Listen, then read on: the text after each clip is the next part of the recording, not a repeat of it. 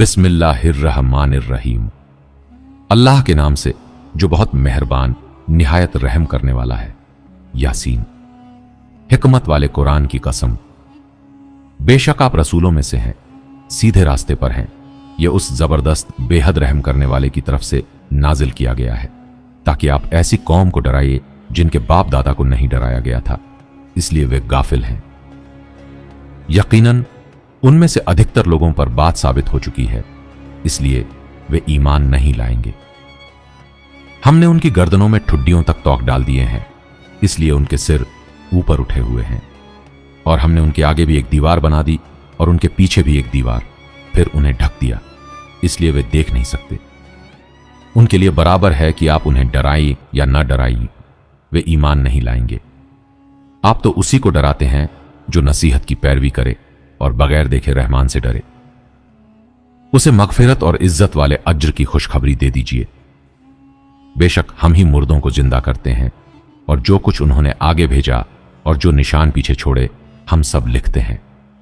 और हमने हर चीज को एक साफ किताब में गिन रखा है। और उनके सामने उस बस्ती वालों की मिसाल बयान कीजिए जब वहां रसूल आए। जब हमने उनकी तरफ 2 रसूल भेजे तो उन्होंने दोनों को जुठला दिया। फिर हमने तीसरे के जरिए उनकी मदद की। उन्होंने कहा, हम तुम्हारी तरफ भेजे गए हैं।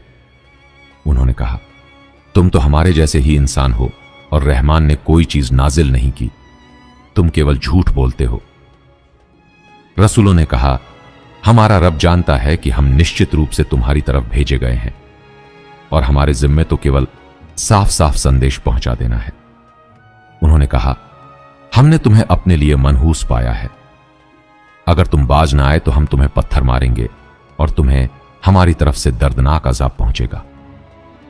उन्होंने कहा, तुम्हारी मनहूसियत तुम्हारे अपने साथ है। क्या इसलिए कि तुम्हें नसीहत की गई, बल्कि तुम हद से बढ़ने वाले लोग हो। और शहर के दूर वाले हिस्से से एक आदमी दौड़ता हुआ आया।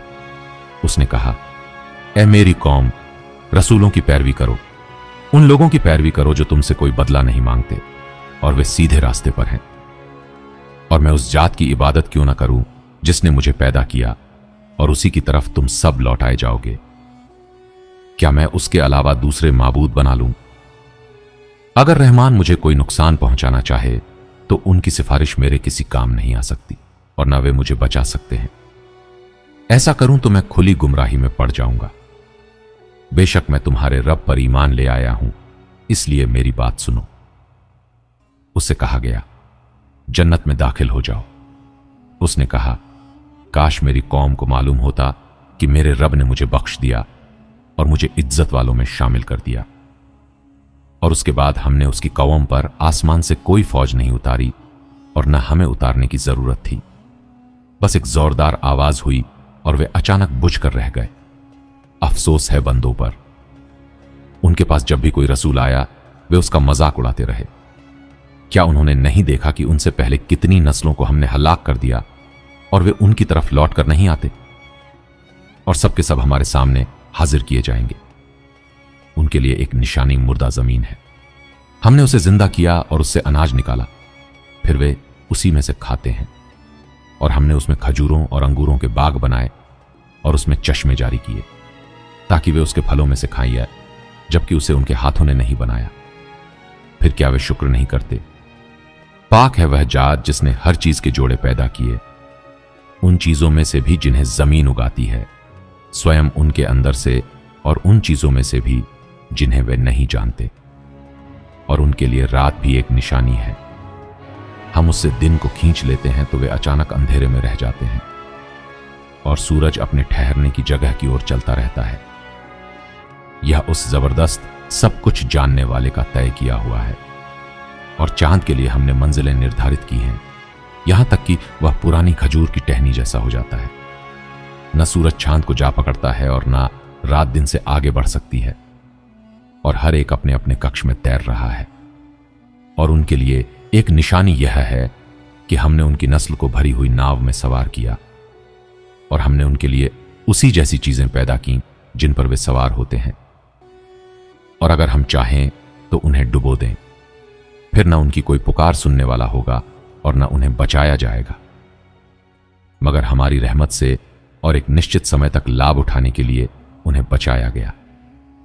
और जब उनसे कहा जाता है अपने आगे और पीछे की चीजों से डरो ताकि तुम पर रहमत की जाए, उनके रब की निशानियों में से कोई निशानी उनके पास आती है तो वे उससे मुंह फेर लेते हैं।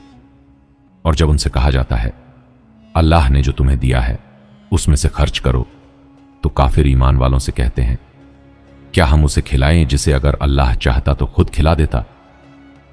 तुम तो खुली गुमराही में हो। और वे कहते हैं अगर तुम सच्चे हो तो यह वादा कब पूरा होगा? वे केवल एक जोरदार आवाज की प्रतीक्षा कर रहे हैं जो उन्हें उस समय पकड़ लेगी जब वे आपस में झगड़ रहे होंगे। फिर वे न वसीयत कर सकेंगे और न अपने घर वालों की तरफ लौट सकेंगे। और सूर में फूंका जाएगा तो वे कब्रों से निकलकर अपने रब की तरफ तेजी से चल पड़ेंगे। वे कहेंगे हाय हमारी बदकिस्मती, हमें हमारी सोने की जगह से किसने उठा दिया? यही वह चीज है जिसका रहमान ने वादा किया था और रसूलों ने सच कहा था। बस एक ही जोरदार आवाज होगी और सब के सब हमारे सामने हाजिर कर दिए जाएंगे। आज किसी जान पर कोई जुल्म नहीं किया जाएगा और तुम्हें वही बदला दिया जाएगा जो तुम किया करते थे। बेशक जन्नत वाले आज आनंद में व्यस्त होंगे। वे और उनकी बीवियां छायाओं में तकियों पर आराम से बैठे होंगे। उनके लिए वहां फल होंगे और उनके लिए वह सब होगा जो वे मांगेंगे। रहम करने वाले रब की तरफ से उन्हें सलाम कहा जाएगा। और ऐ गुनहगारो, आज अलग हो जाओ। ऐ आदम की औलाद, क्या मैंने तुमसे यह वादा नहीं लिया था कि शैतान की इबादत न करना?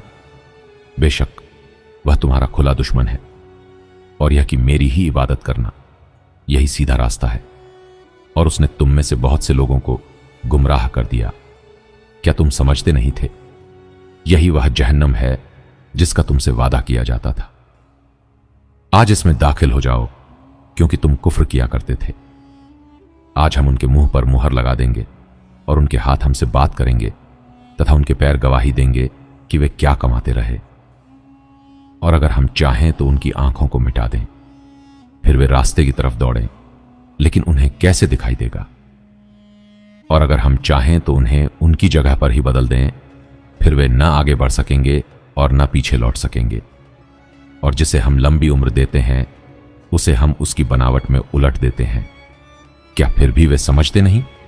हमने नबी को शायरी नहीं सिखाई और न यह उनके लिए उचित है। यह तो केवल नसीहत और स्पष्ट कुरान है ताकि वह उसे डराए जो जिंदा है और काफिरों पर बात साबित हो जाए। क्या उन्होंने नहीं देखा कि हमने अपने हाथों की बनाई हुई चीजों में से उनके लिए चौपाए पैदा किए और वे उनके मालिक हैं? और हमने उन्हें उनके वश में कर दिया। उनमें से कुछ पर वे सवारी करते हैं और कुछ को खाते हैं, और उनके लिए उनमें दूसरे फायदे और पीने की चीजें हैं। फिर क्या वे शुक्र नहीं करते? और उन्होंने अल्लाह के अलावा दूसरे माबूद बना लिए, शायद उनकी मदद की जाए।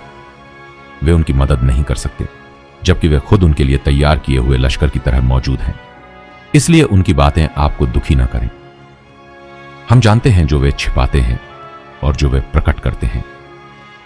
क्या इंसान ने नहीं देखा कि हमने उसे एक बूंद से पैदा किया, फिर अचानक वह खुला झगड़ालू बन गया? और वह हमारे लिए मिसालें बयान करता है और अपनी पैदाइश भूल जाता है। कहता है इन हड्डियों को कौन जिंदा करेगा जबकि वे गल सड़ चुकी होंगी? कह दीजिए उन्हें वही जिंदा करेगा जिसने पहली बार उन्हें पैदा किया था, और वह हर तरह की पैदाइश को खूब जानता है।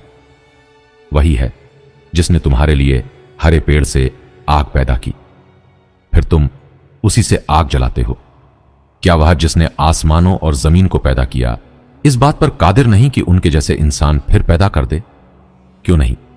और वही बड़ा पैदा करने वाला, सब कुछ जानने वाला है। उसका मामला तो बस यह है कि जब वह किसी चीज का इरादा करता है तो उससे कहता है हो जा, और वह हो जाती है।